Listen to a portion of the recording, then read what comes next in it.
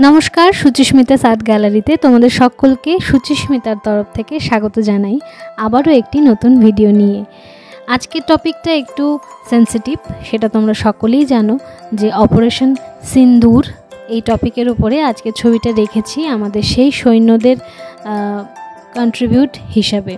তার সঙ্গে একটা ছোট্ট ইমোশনাল জিনিস শেয়ার করে নিই, যেহেতু আজকের ছবিটা পেন্সিল স্কেচের ওপরে। তো তোমরা যে বাক্সটা আজকে দেখছো এটা পেন্সিল বক্স। প্রায় 2000 সাল তখন এই পেন্সিল বক্সগুলো আমাদের হরলিক্সের সাথে গিফট হিসাবে দিত তখন। তো সেই তখন থেকে এটা অতি যত্নে আমার কাছে রয়েছে এবং একটা সময় পর্যন্ত আমি ডেলি ইউজ করতাম। তো আজকে যেহেতু পেন্সিল স্কেচ করব, আমার 10B পেন্সিল এখানে আমি যেটা দেখাচ্ছি সেটা এই বক্সের মধ্যে ছিল অতি যত্নে। তো সেটা বের করতে গিয়ে এটাও বেরোয়, তাই তোমাদের সাথে ভাগ করে নিলাম। এবার চলে আসবো একেবারে সরাসরি আজকের টপিক অপারেশন সিন্দুর।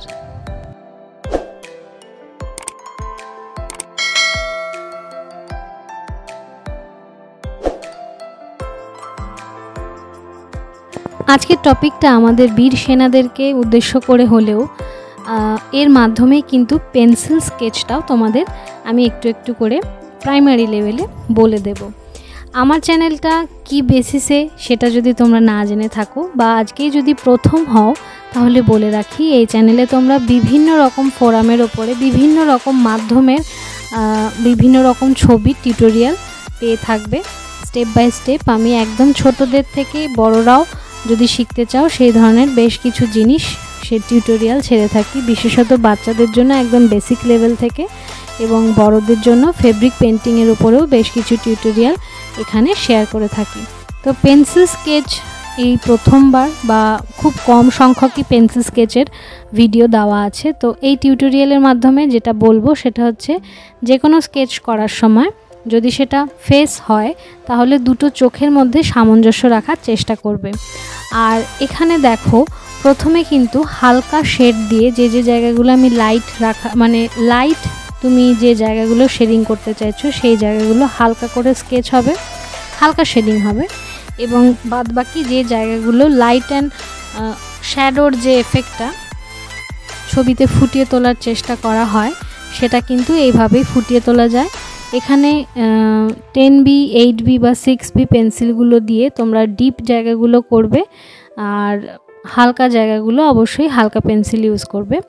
এবার আমি রাফলি যেহেতু এখানে দেখাচ্ছি, তোমরা একটু মনোযোগ সহকারে স্কেচটা ফলো করো।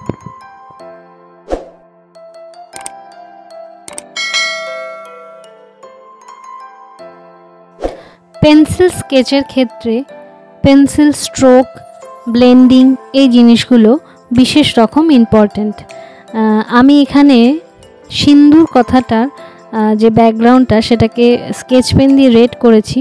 এটা সম্পূর্ণ এই বিশেষ টপিকটার উপরে যেহেতু ছবি আঁকা হচ্ছে, এটা একটা সেন্সিটিভ ইস্যু এবং জিনিসটাকে হাইলাইট করতে চেয়েছি, তাই এখানে ইউজ করেছি। তবে যারা শুধুমাত্র পেন্সিল স্কেচ করতে চাইছো তারা কিন্তু এই রেড স্কেচ পেন দিয়ে করা কাজটুকু অমিট করতে পারো বা অন্য কিছু ইউজ করতে পারো, ব্ল্যাক পেন বা ব্ল্যাক পেন্সিল বা আরও ডার্ক কালারের কোনো HB পেন্সিল ইউজ করেও এটা করতে পারো। তো যে কথা বলছিলাম পেন্সিল স্ট্রোকের কথা, এখানে দেখো এই ছবিটাতে বিশেষত চোখের ওপরে যে ভুরু এই জায়গাগুলোতে বিশেষভাবে আমি এক ধরনের পেন্সিল স্ট্রোক আর কি ইউজ করেছি। আবার গালে খুবই হালকা শেডিং দিয়েছি, সেই জায়গায় কিন্তু ব্লেন্ডিং করেছি। এই মুহূর্তে যে জায়গাটুকু করলাম সেটাও কিন্তু কাইন্ড অফ পেন্সিলটাকে ভীষণ ব্লেন্ডিং কন্ডিশনে রেখে একদম শ্যাডো করে দেওয়া। খুবই কম সময়ের মধ্যে করা ছবি, আরও ডিটেলসে কাজ করা যায়। তবে বেসিক যারা একদম প্রথম দিকে শুরু করছো, কিছু কিছু জিনিস একটু মাইন্ডফুলি যদি করতে শুরু করো তাহলে এই ধরনের কিন্তু ছবি সহজেই তোমরা করে উঠতে পারবে। তো আজকের ভিডিওটা আমি এখানেই শেষ করব। তোমরা জানিও যে আজকের ভিডিও তোমাদের কেমন লাগলো। ভালো লেগে থাকলে একটু লাইক, কমেন্ট, শেয়ার করে আমাদের পাশে থেকো।